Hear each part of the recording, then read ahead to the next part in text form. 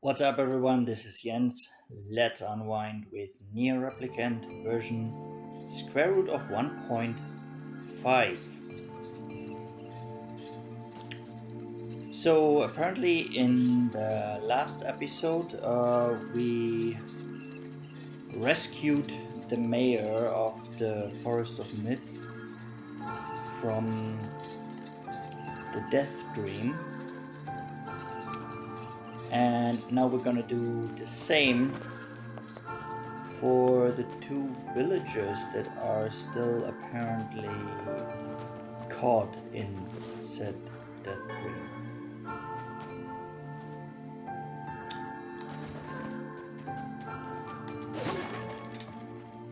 Let's just start with this one here. Sure, why not?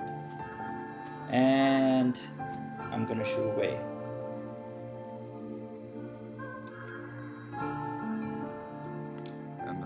Victim. This work certainly is trying.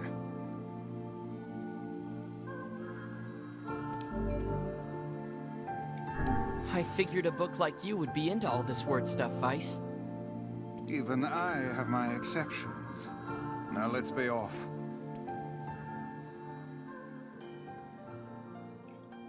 A colony of massive sculptures was visible in the distance, their tall forms scraping against the sky. Weiss and Yonah had never seen such a sight, and their eyes widened as they tried to make it in. Those buildings must be huge if we can see them from this far away. What do you think, Weiss? As Weiss considered his answer, the sun beat down on them with renewed ferocity. Perhaps they are some manner of mirage, he said. Under this heat, a mirage or two would hardly be an unexpected sight. Yonah nodded and wiped the sweat off his brow, leaving a trail of sand in its place. He thought he'd never been so thirsty. The ancient road on which they walked was black and cracked with age. Here and there, thin wisps of grass pushed up through the rocky surface, as if defying those who had laid this material down over their home. The heat reflecting from the road made Yonah lightheaded. His feet hurting, he crouched down to rest. I don't know how much longer I can do this. Is someone playing a joke on us or what? The complaining had already begun. Weiss tried not to let his eyes roll too much. A joke? He said. No joke. This road leads to the City of Art. Perhaps the path itself is simply some manner of grand artistic work. You don't sound very sure of yourself there. Perhaps not, but thinking of it in this way might make it easier for you to bear. Yonah glanced at Weiss' grinning face, shook his head, and resumed walking. As time passed, Yonah's feet grew more painful and his throat drier than he thought possible. He tried not to look further than the next step ahead, because the bright sunlight made him hesitant to trust his own senses. We are definitely getting closer, said Weiss in an effort to cheer his companion. Yes, this much is certain. Encouraged, Yonah lifted his gaze. Suddenly he stopped walking, choosing instead to stand in the middle of the road with his mouth and eyes wide open and his finger pointed in the distance. Water! He cried. It's water! Water? Asked Weiss. Preposterous. I don't see any water. Over there, just ahead of us. Look, the sun is reflecting off it. Without waiting for a response, Yonah sprang to life and bounded toward the sight. What in the... There was no water. There was nothing but sand in every direction. Yonah closed his eyes and sighed as Weiss floated up behind him and chuckled softly. I believe this is known as a mirage, he said. Many a desert traveler has spoken of such things. Yuni shook his head, bewildered. Suddenly he pointed off in the distance, his eyes wide once more. Wait, there it is! I missed it! Look, it's right there! Yuni sprinted off again, leaving Weiss with no choice but to follow. After a few minutes of running, Yuni came to a halt. I could have sworn it was right around here. Confused, he put his hands up to his eyes and rubbed them vigorously. As soon as he stopped, he noticed a blue, shimmering pool of clear water just over the next rise. With a shout, he bounded off in search of it. The chase continued for nearly an hour, until an exasperated Weiss finally floated up to Yuni and struck him in the face with his cover. Enough, you blithering idiot! Stop this at once! There is no water here! Yuni's face clouded. There isn't? There is not, and perhaps next time you will listen to me when I tell you as much. Weiss paused for a moment, then continued speaking in a slightly kinder tone. However, I suppose this mad chase was not altogether wasted.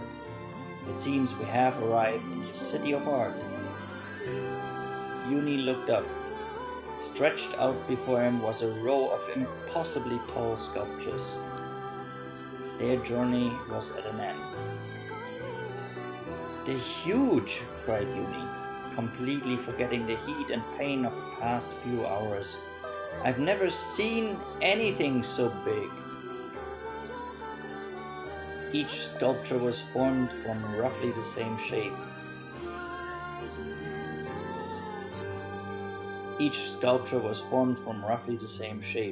A tall rectangle that stretched up toward the sky.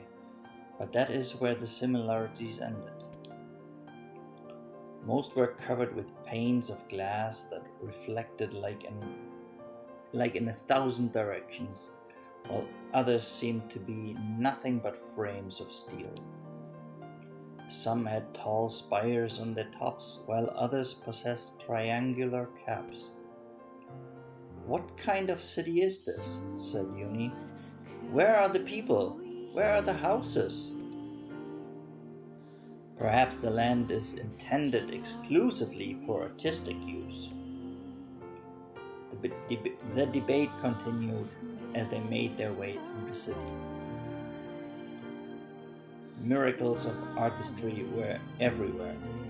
Great iron crates with wheels set silent on steel rails, beautifully carved works with lights of red, amber, and green dangled over every street.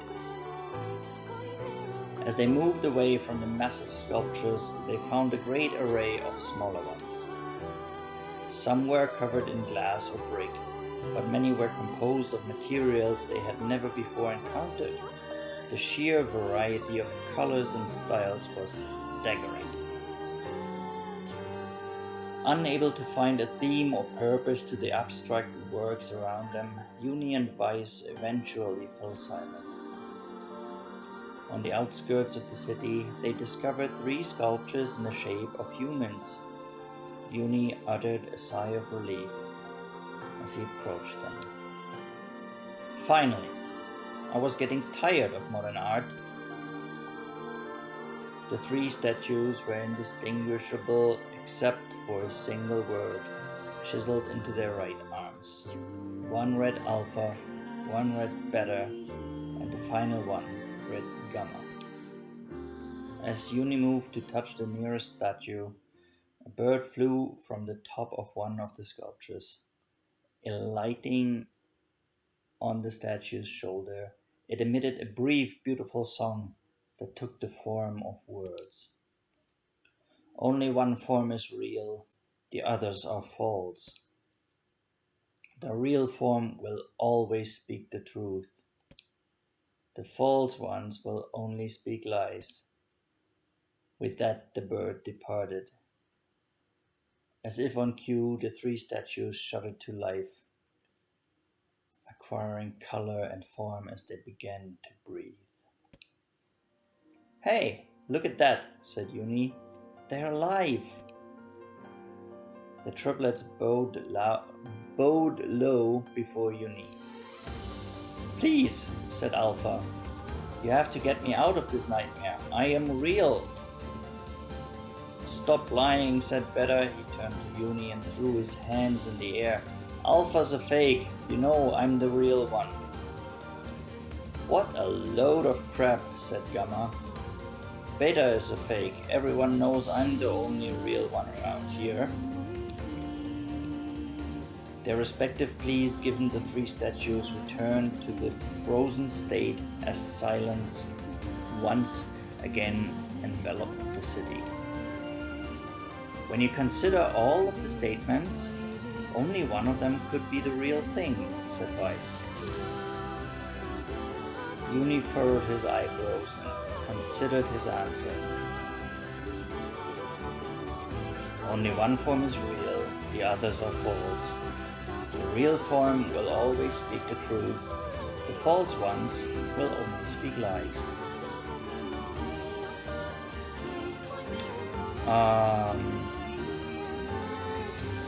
I'm gonna go with I don't have a clue because I need to read their words again.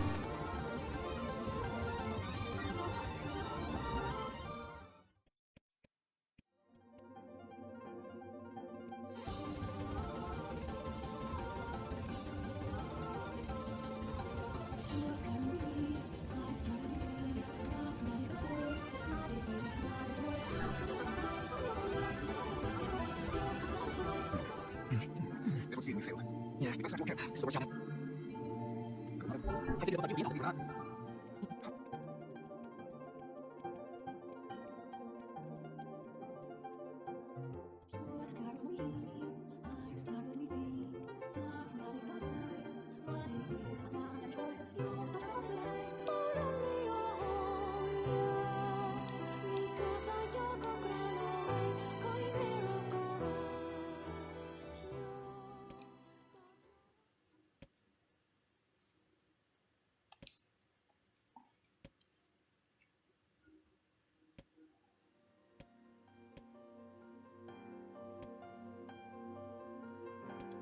I see. The real one speaks the truth, and the other ones lie. So, in that case, let's go with better. Though Yuni's voice betrayed a notable lack of confidence, he was relieved to see Weiss nodding at him. "If Alpha were telling the truth," began Weiss in the dry tones of a lecturer, "Beta and Gamma would be fakes, but in that case Gamma's claim that Beta is fake would be the truth, even though Gamma is a liar.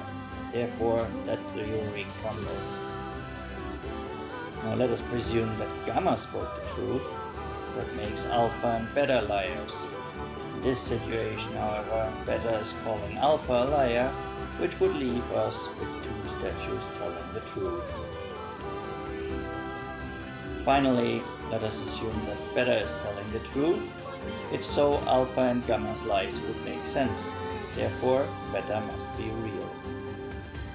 As Weiss finished his explanation, Alpha and Gamma crumbled soundlessly into dust, while Beta sprang to life once more. "Congratulations, villager," said Weiss in a cheerful voice. "The time to awaken has arrived." "Thank you for saving me," cried the villager. He dropped to his knees and bowed his head as low as he could go before an uncomfortable Yonah pulled him to his feet. "Why did you have a dream like this?" asked Weiss. "Have you been to this city before?"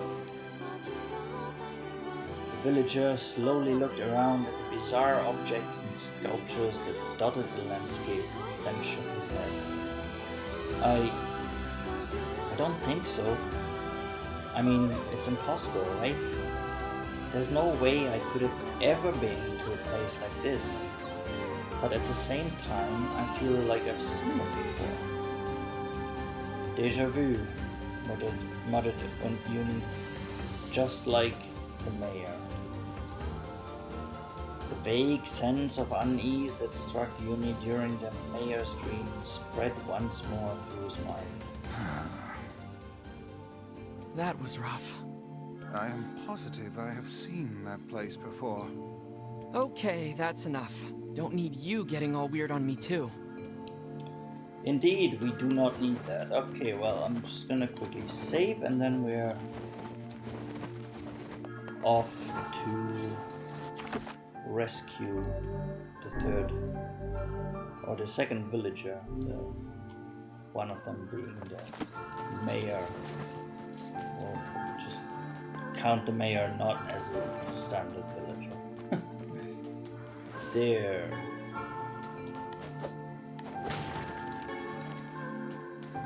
Alright, let's see what kind of weird puzzle she has for us. This person must be dreaming too.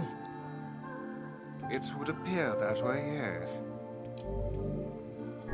Can't say I'm very excited to go back there. That dream world sort of creeps me out. Perhaps you should spend less time complaining and more time getting on with the mission. Yeah.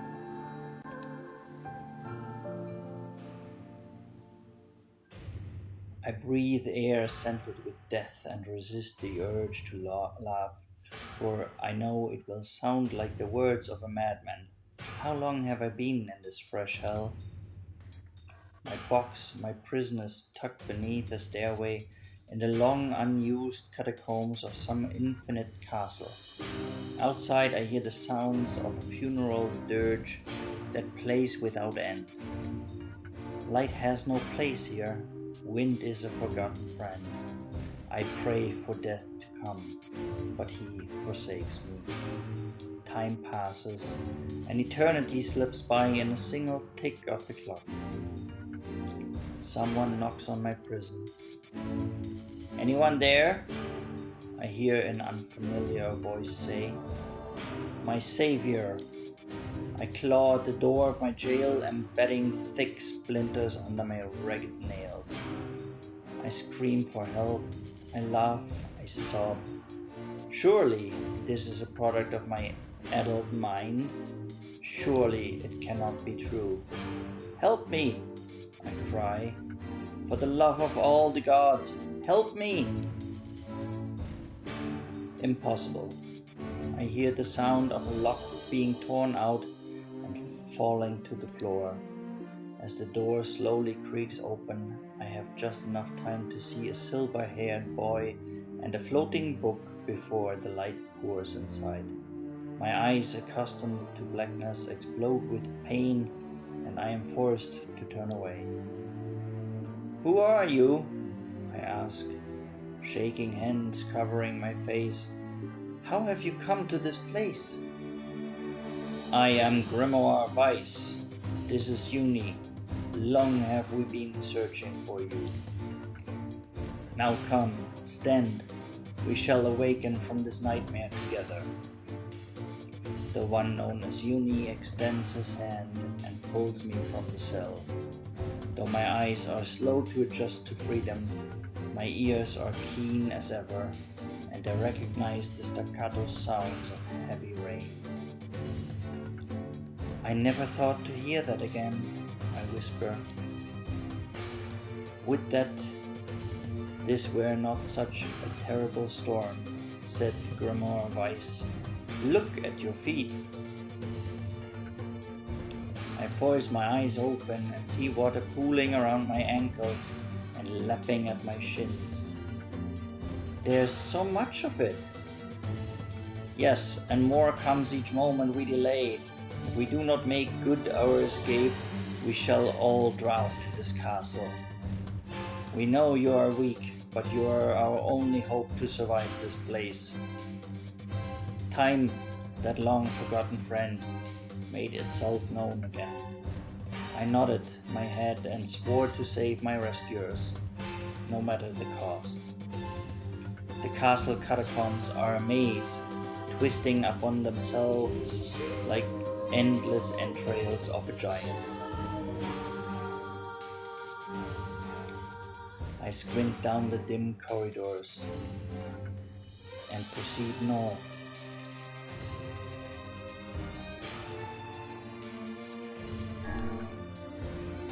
At the end of the corridor, I find a row of 20 gorgeous canopied beds resting atop a carpet of velvet. All are covered in a thick layer of dust and cobwebs. Searching for the door to the next room, I come upon a shapeless mass of grey matter. It has been shoved against the side of the wall, and despite my fever, I think I see the outlines of the door just beyond. When I reach out a finger and touch a piece of the mass, it turns to dust and drifts away on the wind. Realization slowly dawns and I fall to my knees and weep. Corpses. I face a mountain of charred and crumbling corpses. I look from it to the beds and back again until the horror dawns full up on me. Someone has piled these bodies into a tower and set them ablaze. Whether they were alive or dead, I do not know, and sanity will not permit me to consider the proposition further. I make a sound, whether scream or laughter I cannot be certain. Then my mind grants me merciful blackness, and I find myself opening the door and leaving that most terrible of rooms.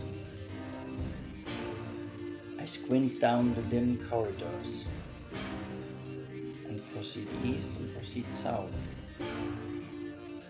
Well, we came from somewhere where we headed north, so I'm not gonna go back south. I squint down the dim corridors, proceed north. Okay, we're just gonna go east, northeast, northeast, northeast, and see what happens. I find myself in a great hall with only the sounds of rain for comfort. The waterlogged red carpet squishes beneath my feet as I approach the center of the room. Once here, I behold a beautiful dining table, upon which rests china and silver of the finest construction, as well as the remains of a fantastic feast. As my eyes continue to adjust, I see many chairs surrounding the table, each holding a dinner guest. Noticing movement, I approach the chair at the table's head, but as the truth of the matter dawns on me, I recoil in horror. The host of the feast is a corpse, as are all the invited guests.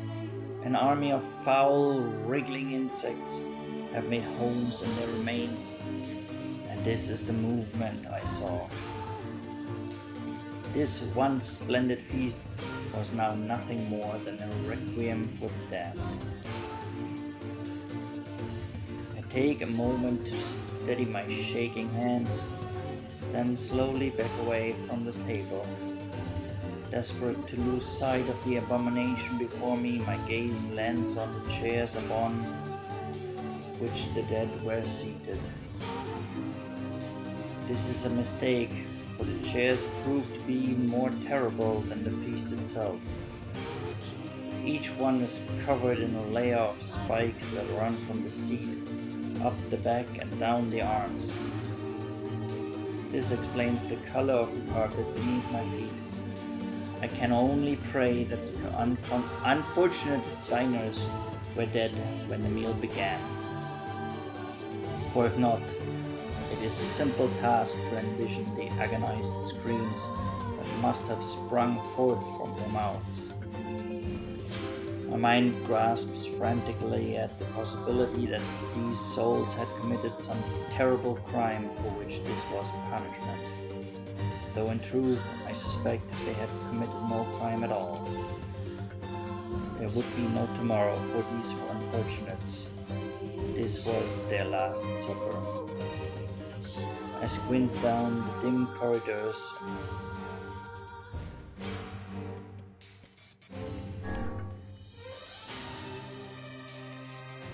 Against all hope, we make it to the front door. "Break it down!" someone cries, and so I give myself to the effort. In tandem with Yonah and Grimoire Weiss, I slam my body against the thick, sturdy door. On the third try, it gives way, and we find ourselves sprawled on the ground outside the castle. The storm is in retreat. The clouds above are still dark and foreboding, but to the west I can see a thin shimmer of sunlight trying to break through. "How can I thank you?"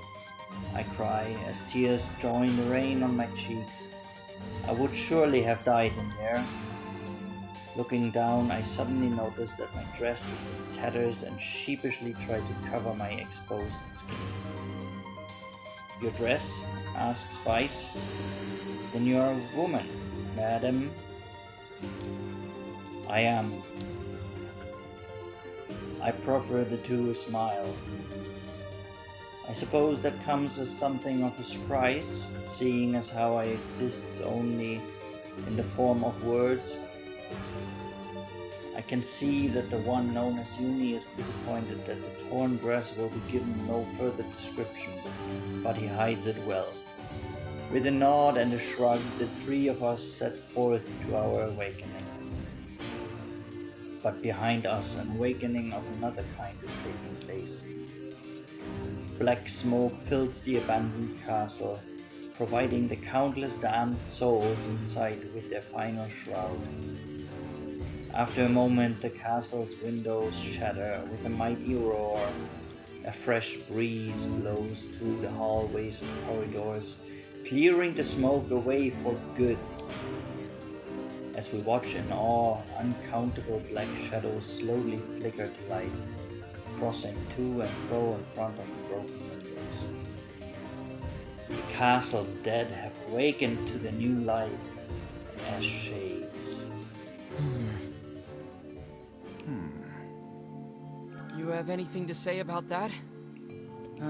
Hopefully there will be no labyrinth next time. I hear that. Okay, there. Now all the villagers can wake up, right? Yes, if the mayor's assumption was correct. I think I have had enough wordplay to last a lifetime. Thank you very much. You're telling me. Anyway, let's go see the mayor.